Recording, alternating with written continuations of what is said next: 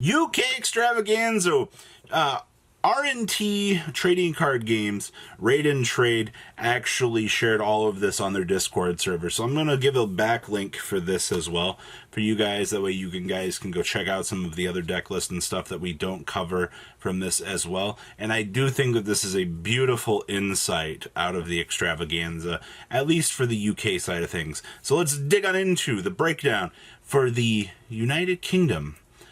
Interesting Extravaganza, shall we?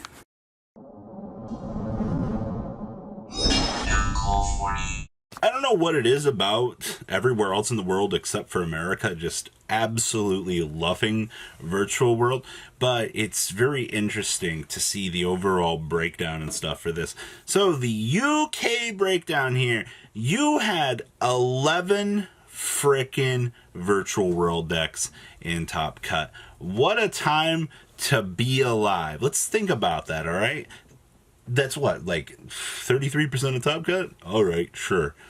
We had 5 Drytron. That doesn't surprise me at all. Eldritch variants were 2 Zodiac. That deck's gaining speed again. We had 1 Numeron version as well, which is very good. And then we had 1 Dragoon. So pretty standard breakdown, actually. The Numeron engine's definitely like the weakest of the 3. But it definitely is pulling its way here.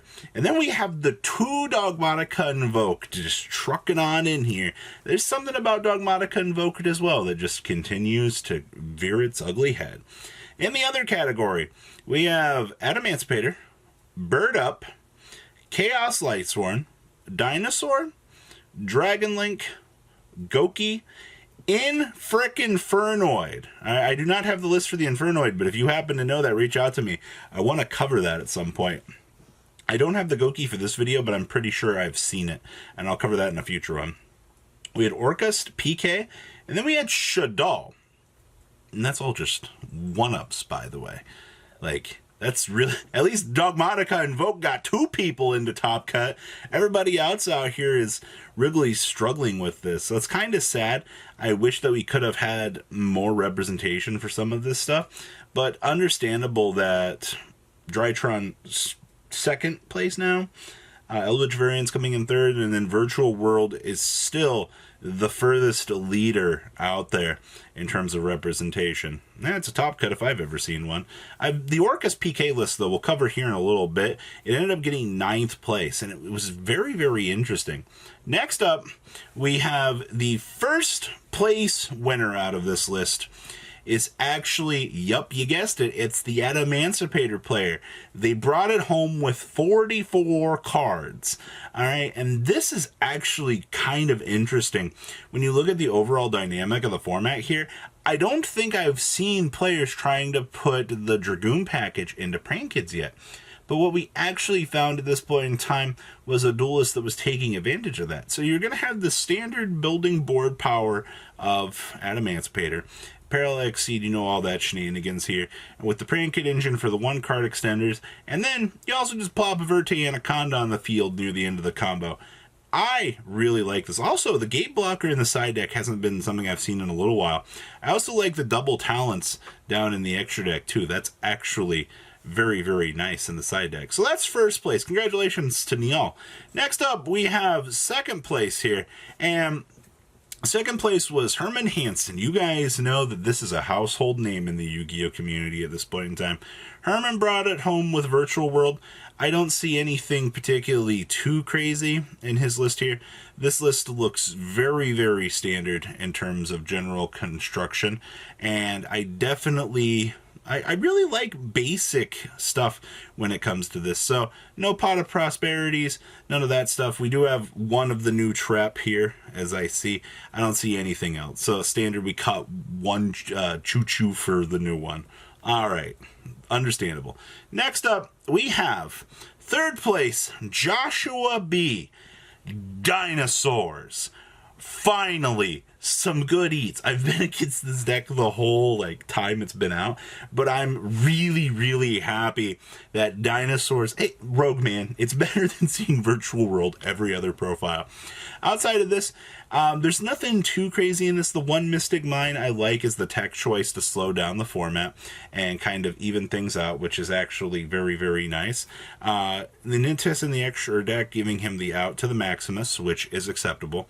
I'll take that. Outside of that, this looks very standard for what I would consider for Dinosaurs. Isn't it, guys? Droll Ghost Reaper in the side. Actually, that's really spicy. I didn't see that. No Dragoon, though, to reveal off of it. Hey, I guess you can reveal the True King and at least take care of your VW matchup. So, this is actually interesting. Hey, Dinosaur players, pay attention to this one. This is kind of cool. Next up, we have a... Oh, it's Drytron. Oh, boy. With triple copies of Pot of Prosperity. This is actually 44 cards. Well, interesting part about this, though, is, we, I don't want to cut anything for the pots, so we're just going to go ahead and shove them on into the deck. So, alright, I see what you did there. Interesting enough. I don't see anything too outrageous with this deck. Particularly, yeah, we just went to 44 cards to make room for the pots. That's interesting. I like that, I guess. Next up, we have more and more love for Drytron. This one's 40 cards. This one's not even opting to play the new pot. I feel like that this is just a rewind back to your standard build here.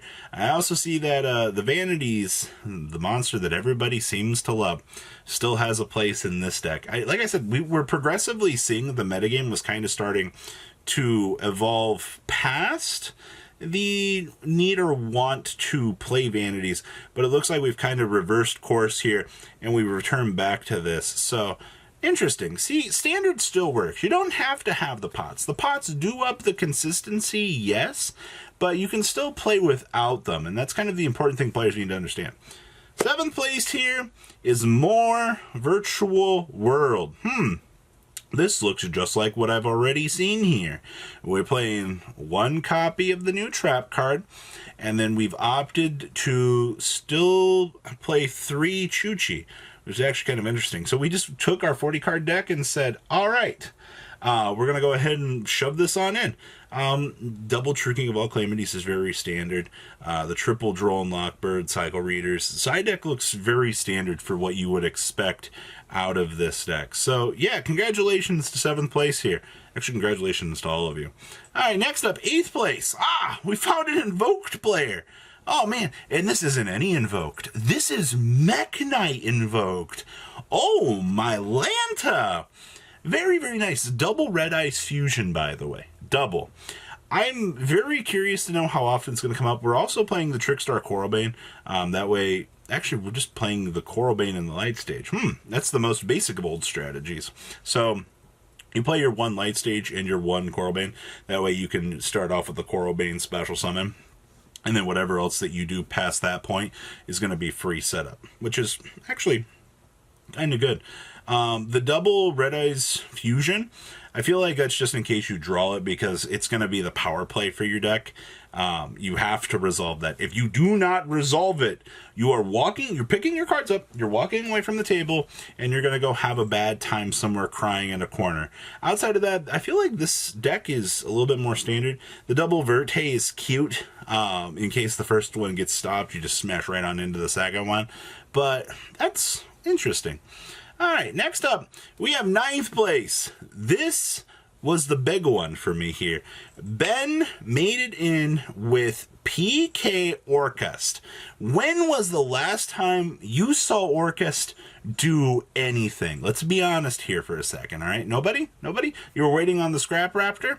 So Ben looks like he took a giant pile of bricks. I look at all these giant Orcust cards and I'm like, I don't want to draw these ever. We do have the Allure of Darkness to tutor for those, though. We still have our standard Orcust package. 44 cards kind of offset the bad draws. We'll be able to use our Orcust package pretty much in the same combination that we've done previous things. The one reasoning is really spicy in this deck, too. I do like this. This is actually really cool. All right, I gotta give it up. I'm very, very happy to see frickin' Orcust, of all things, finally coming back. I'll take this. And then it looks like our last list here is 15th place. And this is Arvin's list for what appears to be a Shadal.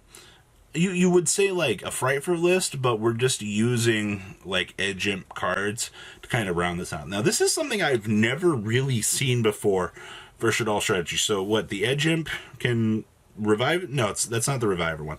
This one searches, so we can get Patchwork. Patchwork lets us further search, right? Search for polymerization and like an Edge Imp monster. Okay. We have the ability to search for how many polymerizations in our deck. Regular poly, the Magistus polymerization as well. This man's just went super poly ham turbo 9000 here. All right, how many polys can you put in a deck? As many as I want. All right, and it looks like it worked out here. What a combination of cards. Huh. Alright guys, make sure you guys subscribe. There's going to be a link down below for Raid and Trade. That way you guys can go check out their Discord server for future events. Tell me what you guys think about these lists. These are very interesting. And I'll see your beautiful faces back here later on in the day for some more cool, awesome content. Peace out, guys. Have a good one. Thank you, patrons, for making the ride never truly end. Without you guys' support, well, I would probably be doing Truffle Shuffle videos for a living. Guys, please check out VanCool40 for all of your Cardfight Vanguard content brought to you by MCool40. And if you are looking to pick up singles, check out mcoolgames.com for your trading card game needs. Thanks for watching, everybody.